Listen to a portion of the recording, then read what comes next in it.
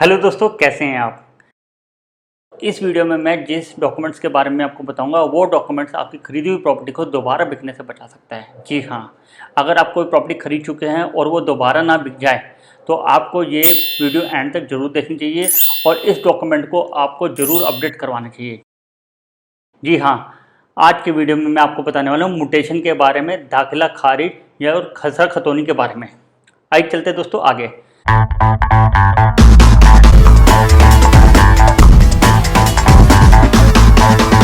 Mutation यानी कि permanent change यानी कि दाखिला खारिज में नाम अपडेट करवाना। दोस्तों, जब किसी प्रॉपर्टी को किसी रजिस्टर्ड डॉक्यूमेंट या सेल डीड के द्वारा आप खरीदते हैं और उसे गवर्नमेंट के रेवेन्यू डिपार्टमेंट में जाके अपना नाम अपडेट करवाते हैं, उसे म्यूटेशन या दाखिला खारिज कहते हैं। दोस्तों, म्यूटेशन हमारे प्रॉपर्टी के लिए इतना ज़्यादा ज़रूरी है। जब आप कोई अपनी एग्रीकल्चर लैंड लेते हैं और अगर जब तक आप रजिस्ट्री के बाद अपने उसमें दाखिला खारिज में अपना नाम अपडेट नहीं कराते हैं तो गवर्नमेंट की नज़र में वो प्रॉपर्टी आपके नाम पे नहीं होती, चाहे वह रजिस्टर्ड सेल डीड आपके नाम पे क्यों ना हो। जब तक आप म्यूटेशन नहीं कराएंगे उस प्रॉपर्टी की, यानी कि दाखिला खारिज में आप अपना नाम अपडेट नहीं कराएंगे, तब तक वह प्रॉपर्टी आपकी नहीं मानी जाएगी और जिस व्यक्ति ने आपको वह प्रॉपर्टी बेची है वह उस प्रॉपर्टी को दोबारा किसी और को भी सेल डीड के बिहाफ पे बेच सकता है। इसीलिए आपको दाखिला खारिज में अपना नाम अपडेट जरूर करवाना चाहिए। दोस्तों, क्या आप जानते हैं कि म्यूटेशन किस किस प्रॉपर्टी पे होता है और इसे कैसे करवाते हैं। दोस्तों, म्यूटेशन दो तरीके की प्रॉपर्टी पे होता है। पहला होता है एग्रीकल्चर लैंड यानी कि खेती बाड़ी की ज़मीन, और दूसरा होता है आपका अदर लैंड यानी कि अदर बिल्टअप एरिया, चाहे वो रेजिडेंशियल हो या फिर कमर्शियल हो। दोस्तों, इस वीडियो को एंड तक जरूर देखें क्योंकि हर एक प्रॉपर्टी की म्यूटेशन कराने का यानी कि दाखिला खारिज कराने का तरीका भी अलग अलग होता है और अलग अलग रेवेन्यू डिपार्टमेंट से होती है और साथ ही इसे कराने के लिए अलग अलग डॉक्यूमेंट्स की ज़रूरत पड़ती है। आइए डिटेल में जान लेते हैं पहले एग्रीकल्चर लैंड के बारे में कि इसकी म्यूटेशन या दाखिला खारिज में इसमें नाम कैसे अपडेट कराया जाता है।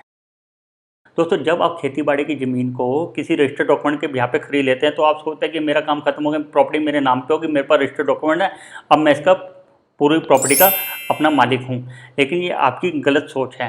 दोस्तों, जब तक खसरा खतौनी या जामाबंदी में आप अपना नाम अपडेट नहीं करवाते पटवारी के ऑफिस में जाकर, तब तक वह प्रॉपर्टी आपके नाम पे नहीं होती। जिस व्यक्ति से आपने प्रॉपर्टी खरीदी है वह व्यक्ति किसी और को भी उस रजिस्ट्री के बिहाफ पे प्रॉपर्टी बेच सकता है, जब तक आपका नाम खसरा खतौनी या जामाबंदी में अपडेट नहीं होगा। इसलिए प्रॉपर्टी खरीदने के बाद, खास तौर से एग्रीकल्चर लैंड खरीदने के बाद, जब तक आप पटवारी के यहाँ जाकर अपना नाम उसमें दर्ज नहीं करवाते खसरा खतौनी या जामाबंदी में, तब तक उस प्रॉपर्टी के आप पूर्णतः मालिक नहीं बनते।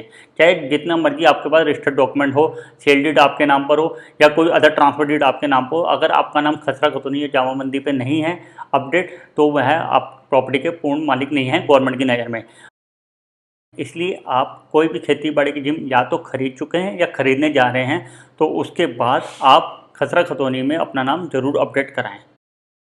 हर एरिया में, हर स्टेट में इसका नाम अलग अलग होता है। अगर आप मेट्रो सिटी में रहते हैं तो इसको म्यूटेशन कहा जाता है, और अगर आप रूरल एरिया में रहते हैं, किसी अदर स्टेट में रहते हैं, तो इसको खसरा खतौनी और जामाबंदी भी कहा जाता है। म्यूटेशन के नाम हर स्टेट में अलग अलग हो जाते हैं। जैसे कि पंजाब, हरियाणा और राजस्थान में इसे जामाबंदी कहा जाता है, और उत्तर प्रदेश और बिहार में इसे खसरा खतौनी कहा जाता है, और मेट्रो सिटी में इसे म्यूटेशन कहते हैं क्योंकि वो म्यूनसिपल कॉर्पोरेशन से अपडेट होती है। तो आइए दोस्तों, अब जान लेते हैं अदर प्रॉपर्टी के बारे में कि अदर लैंड और अदर बिल्टअप एरिया में म्यूटेशन कैसे होती है और यहाँ क्या बेनिफिट होता है। दोस्तों, अदर प्रॉपर्टी यानी कि आप मेट्रो सिटी में रहते हैं, किसी शहर में रहते हैं और आपने कोई भी बिल्टअप प्रॉपर्टी की फ्लोर या कोई जड़ से प्रॉपर्टी खरीदी है, तो आप खरीदने के बाद उसके रजिस्टर्ड डॉक्यूमेंट के बिहाफ पे ले लेते हैं, तो आप उसकी म्यूटेशन नहीं कराते। तो मैं आपको एक बात क्लियर कर दूं कि जहां बिल्टअप एरिया है मेट्रो सिटी में म्यूटेशन उतनी ज़्यादा इंपॉर्टेंट नहीं है जितनी कि एग्रीकल्चर लैंड के अंदर हमारी प्रॉपर्टी मैटर करती है। लेकिन मेट्रो सिटी में यहाँ पे अगर आप म्यूटेशन किसी प्रॉपर्टी की नहीं कराते हैं तो उससे आपको इतना ज़्यादा नुकसान नहीं होगा, तब भी आप उस रजिस्टर्ड डॉक्यूमेंट के बिहाफ पे उस प्रॉपर्टी के ओनर रहेंगे। लेकिन यहाँ पे म्यूटेशन कराना क्यों ज़रूरी है? क्योंकि आपको उसका हाउस टैक्स भरना पड़ता है जिस प्रॉपर्टी में आप रह रहे हैं या जिस प्रॉपर्टी को आपने खरीदा है अपने नाम पर। अब आप कहोगे कि जब मैं प्रॉपर्टी का ओनर उस रजिस्टर्ड डॉक्यूमेंट के बिहाफ पर हूँ तो मुझे क्या ज़रूरत पड़ी है कि मैं अपनी इस बिल्टअप प्रॉपर्टी की म्यूटेशन कराऊँ या MCD या किसी अदर म्यूनसिपल कॉर्पोरेशन में जाके अपना नाम चढ़ाऊँ, इससे मेरे को क्या बेनिफिट होगा? दोस्तों, अगर आप म्यूटेशन में अपना नाम अपडेट नहीं कराते हैं तो आप पर्टिकुलर उस प्रॉपर्टी जिसके ओनर हैं उसका आप हाउस टैक्स नहीं भर पाएंगे, और हाउस टैक्स नहीं भर पाएंगे तो वो हाउस टैक्स उस प्रॉपर्टी का ओवरड्यू होता जाएगा और उस per day by day per year two year उसमें इंटरेस्ट लगता रहेगा, और आगे चल के वह है आपको पेनल्टी के साथ भरना ही पड़ेगा। इसलिए बिल्टअप प्रॉपर्टी में म्यूटेशन कराना इसलिए ज़रूरी है ताकि आप म्यूनसिपल कॉरपोरेशन में जाके अपना हाउस टैक्स ईजिली भर सके, और आप फ्यूचर में उसको इनकम टैक्स में भी दिखा सके कि आपने के कोई भी चार्जेस ड्यू खड़े नहीं हुए, किसी भी तरीके की कोई देनदारी नहीं है म्यूनसिपल कॉरपोरेशन में। दोस्तों मैं नेक्स्ट वीडियो में आपको बताऊंगा कि म्यूटेशन के और क्या क्या बेनिफिट हैं और इसे क्यों करवाना चाहिए, और अगर हम इसे करवा चुके हैं तो इसका बेनिफिट हमें फ्यूचर में कितना होने वाला है।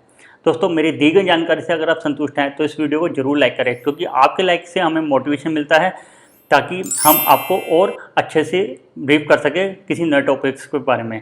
दोस्तों इस म्यूटेशन से लेके अगर आपकी कोई भी क्वेरी है तो आप कमेंट्स बॉक्स में ज़रूर लिखें, मुझे खुशी होगी उनके आंसर देने में। मैं आपके हर कमेंट्स का आंसर देने की कोशिश करता हूं, और साथ ही आपको किसी और टॉपिक में फाइनेंशियल प्रोडक्ट में प्रॉब्लम है तो आप मुझे ज़रूर बताएं, कमेंट्स बॉक्स में जरूर लिखें। नेक्स्ट वीडियो में उससे रिलेटेड ही आपके लिए बनाऊँगा। धन्यवाद दोस्तों, जय भारत।